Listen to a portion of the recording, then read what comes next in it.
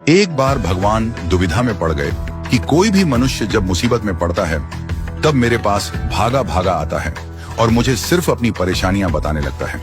मेरे पास आकर कभी भी अपने सुख या संतुष्टि की बात नहीं करता, मुझसे कुछ न कुछ मांगता ही रहता है। अंततः भगवान ने इस समस्या के समाधान हेतु देवताओं की बैठक बुलाई और बोले, हे देवों, मैंने मनुष्य की रचना करके स्वयं ही कष्ट मोल ले लिया है।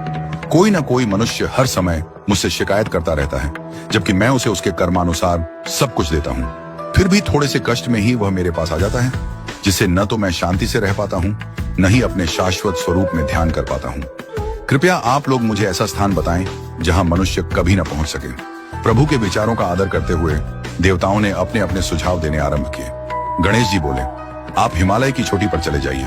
भगवान बोले, यह स्थान तो मनुष्य की पहुंच में है, वहां जल्द ही वह पहुंच जाएगा। इंद्रदेव ने सलाह दी, आप किसी गहरे महासागर में जाकर निवास कीजिए। वरुण देव बोले, आप अंतरिक्ष में चले जाइए। भगवान ने कहा, मनुष्य वहां भी पहुंच ही जाएगा।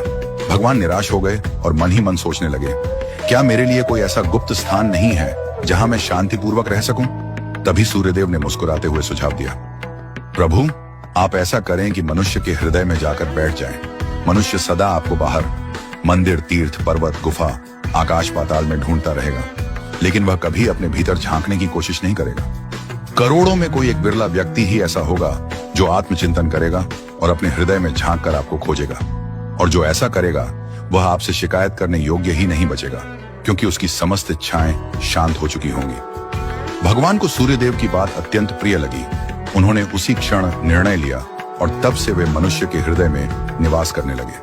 तभी से मनुष्य अपने दुख दर्द लेकर मंदिर, तीर्थ, आकाश पाताल सब जगह भटक रहा है, लेकिन उसे ईश्वर का साक्षात्कार नहीं हो रहा, क्योंकि वह सबसे अंतिम स्थान अपने हृदय के भीतर हम देखता ही नहीं। मनुष्य का मन सदा बाहर की ओर खुला रहता है, संसार की ओर भागता है, परंतु हृदय रूपी मंदिर की ओर उसका द्वार बंद होता है।